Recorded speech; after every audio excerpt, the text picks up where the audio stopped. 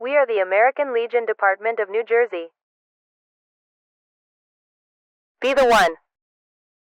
Pretty much the entire state of New York, minus the city and Westchester, western Pennsylvania, 9 counties in New Jersey. That's Monmouth, Ocean, Essex, Hudson, Bergen, Somerset, Middlesex, Burlington, Mercer. I'm going to assume that I got that right. And then also with our Bringing Veteran Home Grant, which is Cape May, Cumberland, Atlantic, and Salem, which kind of brings us here. And then just in September, we were awarded the entire state of Delaware for SSVF services. So getting to work with all of you guys, it's been a lot of familiar faces, but also a lot of new faces. So we're kind of getting to learn network, just to kind of being a part of Atlantic and Southern New Jersey, seeing that there is a need, a larger need than I would have anticipated. And how we can help and how we can kind of be that cog, that utility player, and then also take the lead when we need to get our veterans housed. So I'll send it to, so Bob, if you have anything further before we send it to Alicia. Yeah, as you can tell, I'm a liar. I said at the beginning I probably won't have any comments, but Tom knows this. But you heard Peter and Corey mention the different counties they serve for BVH, Bring Our Veterans Home, SSVF, et cetera, but also Community Hope is in the room also. So we have service providers that do cover the entire state. Ms. Kagan? Good morning, everyone. I'm Alicia Kagan. I'm with the New Jersey Department of Military and Veterans Affairs, DMAVA. I am the Veterans Service Officer for Atlantic County. So I work a lot with these two gentlemen here in particular to try and facilitate getting veterans housed and getting them rapidly housed. The way I look at it is there's no closed door.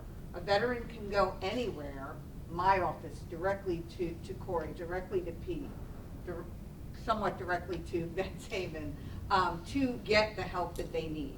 So what I can do is put them in touch with the person, whether it be Corey or Pete, talk to them about Vets Haven, usually South is what I'm dealing with because it's in my area. And then just make sure, follow up with them that they are getting the help that they need. It's a new program. There were some bumps in the road, but it certainly has smoothed out. What I also can offer the veteran is to make sure that they are hooked up with the health care, with the VA. Here it's out of Wilmington. So to make sure they're enrolled in health care. And then, of course, to try and get them some extra money through a claim, whether that be a service-connected disability or a pension, a veteran's pension. These organizations don't deal as much with the spouses or the family members of veterans, especially if the veteran has not been around. I do want to mention that DMAVA does. We also help family members of the veteran, widows of the veteran to help and get them assistance, whether that be a monetary assistance or maybe they need help going to the memorial home. Again, the one in Vineland is the one I normally deal with, but there's one in Paramus and Menlo Park. So I look at us like a team, and we all work together just to get what's best for the veteran. You heard several mentions of criminal justice, incarcerated veterans, et cetera. DMAVA is in that game also. When we were still my past company, we were funded by DOC and Department of Military and Veterans Affairs had a dedicated service officer that was up in East Jersey State Prison, commonly known as Rawley. So you have a lot of expertise, you have a lot of caring, and it's not that I'm highlighting criminal justice involved vets. Of course, they're in the minority, but let me tell you, and you probably know this, there's still a stigma out there. How can a veteran be incarcerated? How can a veteran be a parolee? I've had some members, associates say, why do we take care of them? They committed a felony. They committed a crime. It's simple. In the beginning, we know when we were going around to all of the 9 state prisons, sure, we know what their crime is, but then it gets filed. It gets filed in the back of our head. And what's up front? They're veterans. It's simple. So, any sharing of expertise or any questions? So next, if we may, could we go through a typical intake process? Peter, go ahead. Yeah, let's start off with how do you find a veteran, right off the bat. veterans can present themselves in many different ways. Let's start off with outreach. Outreach is all of our responsibility. Now, this can come in many different ways. A lot of our teams have outreach staff that are employed by us that can go out, actually beat the street, put up flyers, look in campsites. We also do education with law enforcement. We run different CITs, crisis intervention teams, the Arrive team, which is a team through the Attorney General's office that sends a mental health worker. These people call us. I know several dispatch centers have my home phone number for some reason, and they'll call me at home, but that's the game. We want to keep vets out of the back of police cars. We'll send our team to them as long as they're a nonviolent offender. It's not like we're going to go pick up somebody who's going pretty crazy on the streets, but then we're going to try and determine what's going on with them. You also have access points to our systems. 211, call any of our numbers. You can make referrals on the DCA website. You can actually go to bbh.dca.gov, and then you can put in an actual referral there. You can refer a veteran that you know needs help. They don't have to be the one to do it. We will cold call them for you. Here's the other thing. I want to impart this to everyone in this room, and this is the big thing. Do not ask them if they're a veteran. Ask them if they served. Because there are so many definitions of veteran out there that they might not feel that they are one. They might feel that they didn't serve overseas, so they don't qualify. They might feel that they never saw combat, so they don't feel honored enough to say that they're a veteran. That is not true. Let us make the determination based on their service. Let us determine that. So then we'll find out if they're veterans or not, and then we'll start applying them to the intake process. Yeah, sure. I can talk about our intake process with Soldier On because it's unique to our organization. Which, when we're given the BVH grant, there are 6 different regions. So, and every part of the state is covered. So, what Pete was saying, when you can refer a veteran through that SimplyGov website, you're going to get the same exact services just by the component driven by the organization that's running the actual service. So, in Soldier On, our model is exactly the same as our SSVF. We are 100% mobile. So. When that intake comes through, myself or Kelly Donovan, so she's our executive vice president, we'll send that off to a case manager, and then right then and there, right within 24 hours, we're calling that veteran, we're making a contact for an intake. Within 48 hours is our goal. We are out there meeting the veteran wherever they need to be met. So that is their car, park, Dunkin' Donuts. We met a guy at the Cape May Zoo. We will meet a client wherever they need to be seen. We like to lower that barrier right away. We're not trying to create any sort of issues with the client from there, right? So our case manager goes out, we'll do the intake, we'll do the enrollment, and with BVH, Pete's perfect point of asking a client, ask them if they've served, bringing veterans home, encapsulates pretty much an entire definition of who a veteran is. So we are able to help those National Guards. We are able to help those reservists.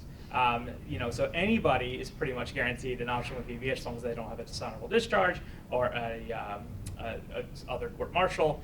So that would determine eligibility. If you have questions on that, call. Reach out to your local BVH provider. Reach out to whoever your veteran contact is. Hey, is this person a good fit for bringing veterans home, or are they a good fit for SSVF? We can kind of answer that question within 10 minutes or so, but also we're still going to get a case manager out there and meet with them, even if you think that they're not eligible. We still want to make sure we get eyes on that client.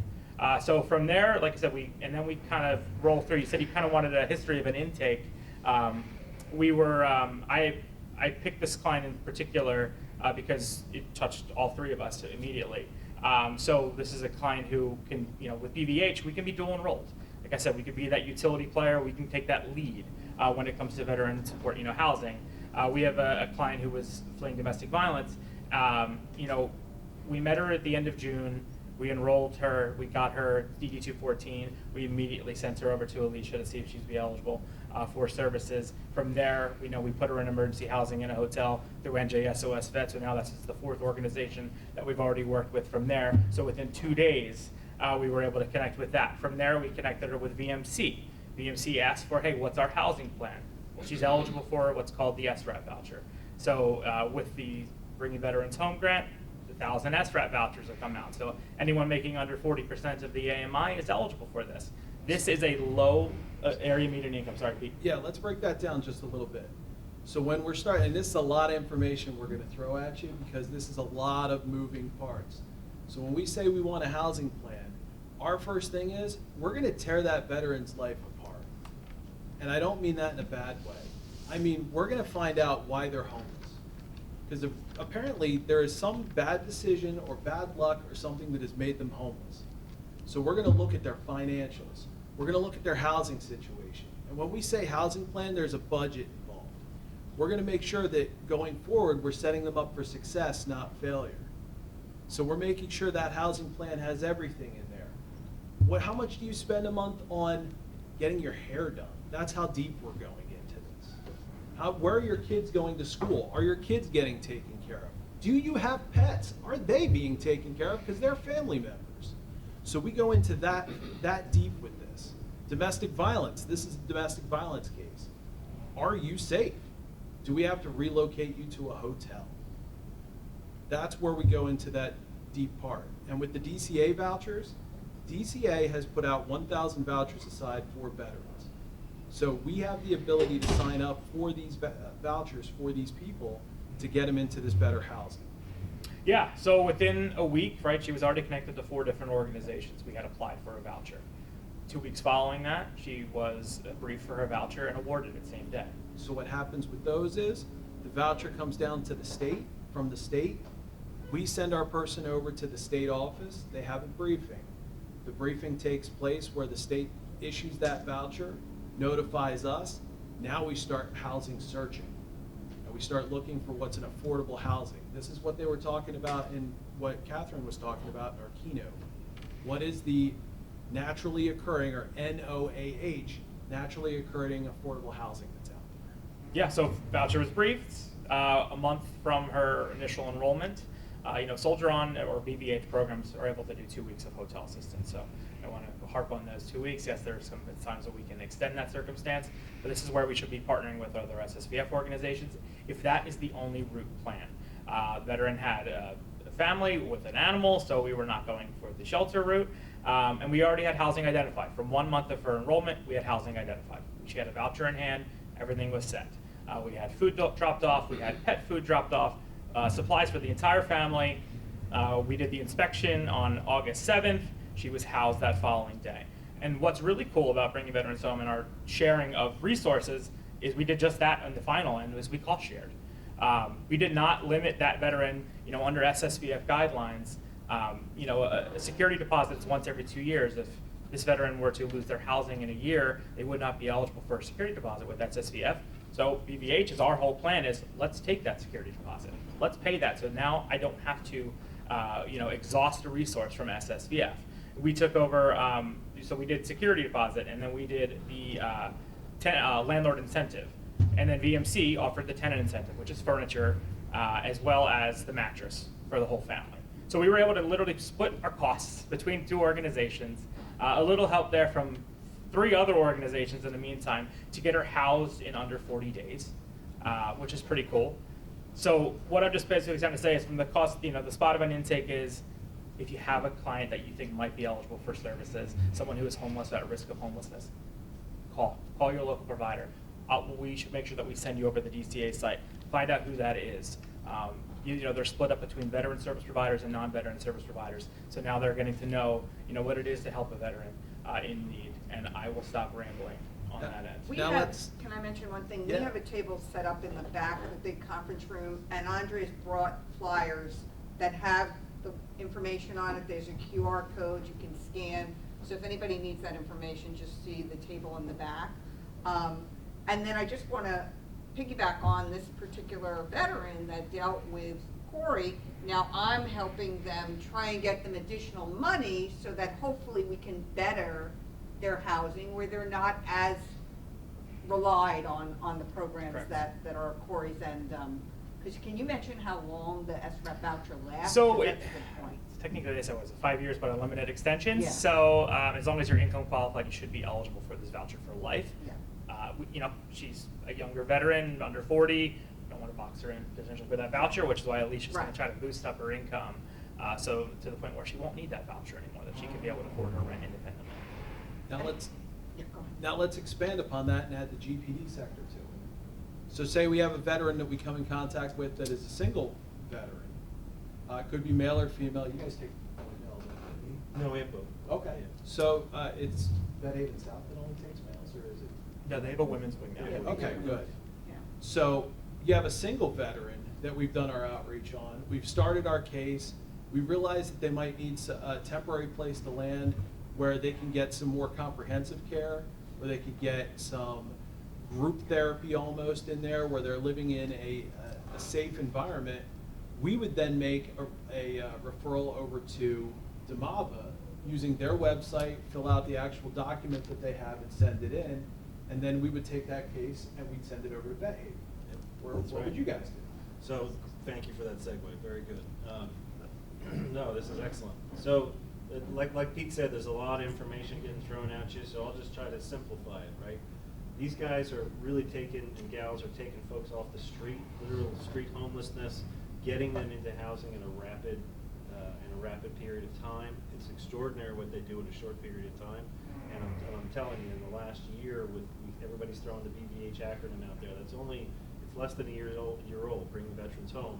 There's been a lot of grant money that's gone into these organizations, and they're really, I mean, there's over 1,000, literally over 1,000 veterans have been housed under this program since January, which is extraordinary. What are we? We are transitional housing. What is transitional housing, right? The easiest way to think about sheltered homelessness is emergency housing, transitional, and then you become permanently housed. Scott Sussman and his team over there, that's Joni and that's Chad, right, from VA. We work very, very closely with them. We're a contract provider for VA New Jersey to provide transitional housing for homeless veterans. What is that? It's up to 2 years in I like to brag about our facility. We're on a mountaintop, 1,000 feet elevation overlooking the valley. It's a beautiful, almost resort-like atmosphere. Actually, it's an old psych hospital, but With bears. With bears. With bears. It's a beautiful, tranquil place for people to come and regroup, right? We call it the rally point, to come in, regroup. Some folks here are nodding. They've been to the rally point before. It's a wonderful place for folks, especially with complicated issues. You can imagine veteran homelessness in general. There's a lot of mental health, substance abuse intertwined with that. I would say about 3/4 of the folks that are in our facility are struggling with either comorbid mental health or substance abuse, or one or the other, in addition to physical disabilities. What do? We take them in, we house them, usually for about 6 to 9 months. They live on a wing. We have male and female. We have a I'm very proud of our LGBTQ+ program that we've had. It's been remarkably successful. We accept all veterans, especially all veterans now with BVH. There used to be some restrictions on what your eligibility was to be qualified for transitional housing, but that has since expanded under BVH, which is wonderful. We have counselors, we have case managers, social workers. We have a brand new substance abuse counselor who's got a lot of experience. She's a LCADC. We have LCSWs. These are all social worker lingo, VA lingo for clinicians who are there embedded in the units with the veterans to, for all intents and purposes, help them put their lives back together. Like Pete said, figure out what the issues are. Is it just substance abuse? Is it debt? Is it gambling? Is it family issues? Is it legal issues? We partner with Legal Services in Northwest Jersey. They have a VA grant. They come into our facility in Lyons to deal with the legal issues that the veterans, or to get them out of that cycle of homelessness. We work closely with law enforcement. We work closely with the Public Defender's Office, expungement lawyers to get the criminal history expunged so that they become eligible for these vouchers that sometimes exclude certain veterans who have committed crimes and other things. So they're there for about 6 to 9 months, let's say. Let's take an easy case, right?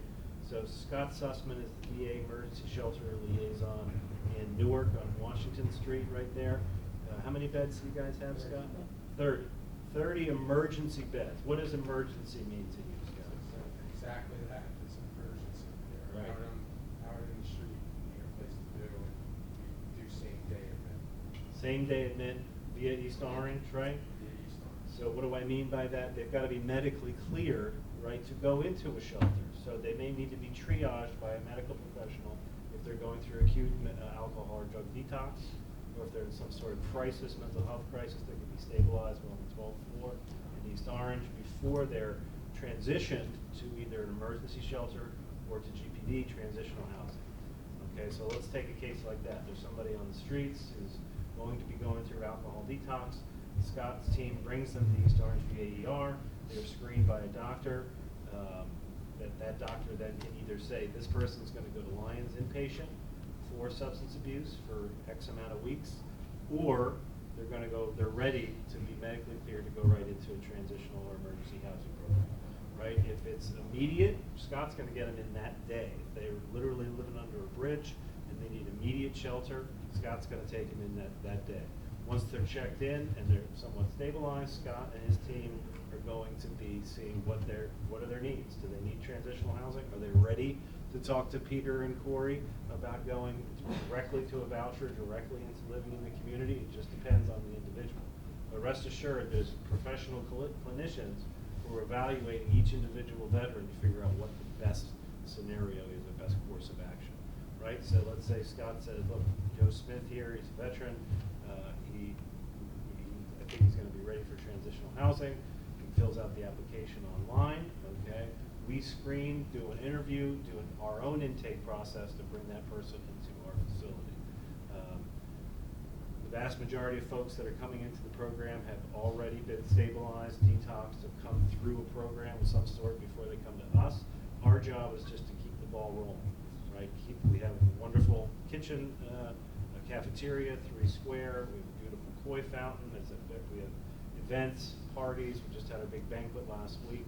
We have American Legion, VFW, DAV, organizations, churches, all coming in to tell the veterans that they're appreciated, that we thank them for their service. So in a lot of ways, it's a holistic approach to rebuilding that veteran to who they used to be before they became homeless, right?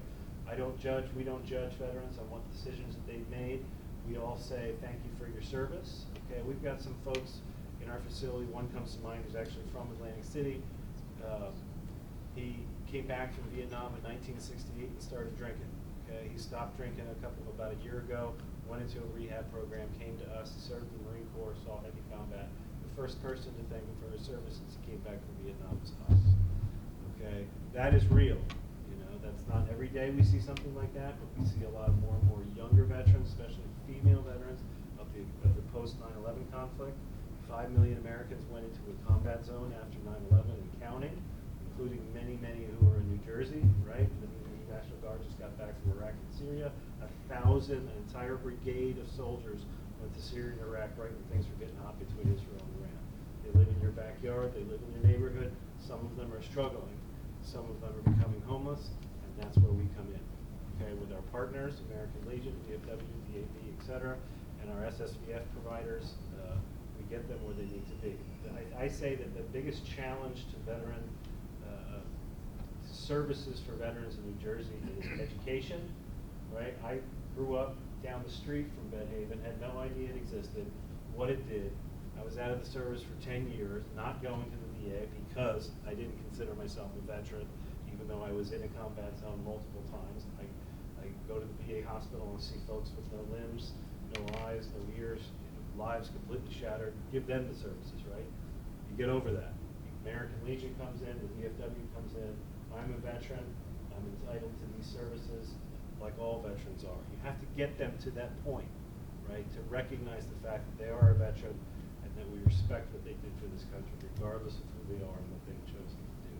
That's what we do at Bedhaven with our partners, and that's kind of an easy day example of working with VA. Most of our folks come from Joni and from other references from the Dom, from Chad at East Orange, of course. We're constantly getting referrals from them. It's fantastic.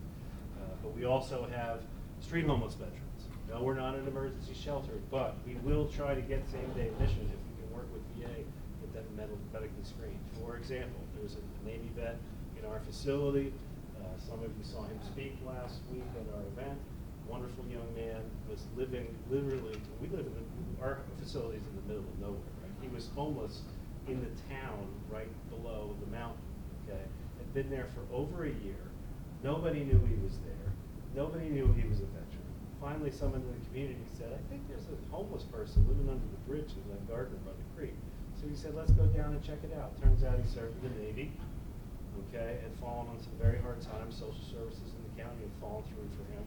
Now he's working in our food service department. He's there living with us full time. He's reconciled with his girlfriend and his family, and he's going to be settled in the community. And it's a wonderful story, right?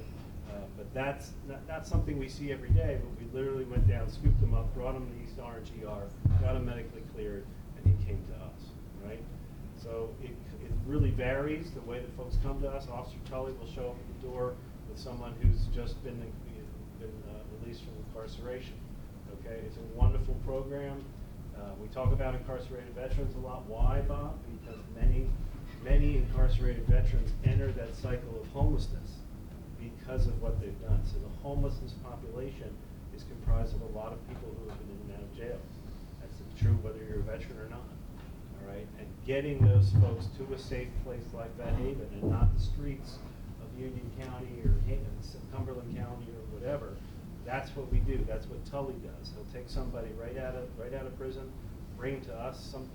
Sometimes I've seen him almost in shackles, one step out of shackles, come to our front door, and we open the door and thank them for their service. Okay, it's a wonderful program. There's a variety of ways that we get people into the program, but I hope I've given you kind of a sense of how we do things day to day up there. We've got 83 employees, a lot of clinicians. Not as many clinicians as I'd like. We have a huge food service operation that helps employ our veterans. We have 25 to 30 veterans who are rotating through hourly and state employment jobs in our facility. So it's, again, a holistic approach to getting that veteran back on their feet and getting them back to the person who took that oath to protect and defend the country. Just real quick, so everybody knows, there's no lines down here for our work. Corey and I meet weekly, so when we say that we've been assigned certain counties, we will cross our lines to help a veteran. It is the easiest way to guess that we're trying to get for that veteran. All our staff meets on a weekly basis to ensure that we're providing the best and most appropriate service for the veteran at hand. Real quick, I just want to make a couple of quick thank yous. Thank you to the American Legion for all of their services that they've been provided for us and getting us in here today. Thank you to our funders, Michael Callahan at DCA, the VA, all the service providers here. I see Catholic Charities in the room, Damava, VMC, Soldier On, everybody that's here. I really appreciate everybody that's with us. I know we're running short on time. I didn't know that. I just looked at it, it was like 11, like getting on 11. Well, that transition, we're not being kicked out yet. Oh, good. Well, the next panel starts in 1 minute. Any more questions? I had a question. Yes, sir. So you had mentioned a couple times submitting the referral for VHN online. Yes. Are you guys, can you accept the referral online without a ink signature? Oh, absolutely. From the veteran? The biggest issue, as you guys know, is the med cert, Yeah. right? Yeah. You've got to get that medical certification. The state of New Jersey requires that a doctor or an APN sign off on a veteran to go into a boarding home. That's more technically a class C boarding home under state law. I cannot take anybody that doesn't have that signature. It doesn't have to be from VA. I prefer it to be from VA, but it can be from a local hospital. So if you have a street homeless veteran in Camden County and they want to live in North Jersey and they really have heard a lot of things about Veterans Aid North, we take people from around the country. We've got people from Hawaii, we've got people come from France. If they're an eligible veteran, they can stay at our facility. But to answer your question, no. We take the application, we roll with it, but we need that med cert. Once that med cert's in hand, the doors are open. Great, thank you. Wasn't aware of the transition, so please excuse me for that. If you don't have anything else, would have loved to hear more, but the schedule is the schedule. Yep, I got cards too if you need any. Thank you. We are the American Legion Department of New Jersey. Be the one.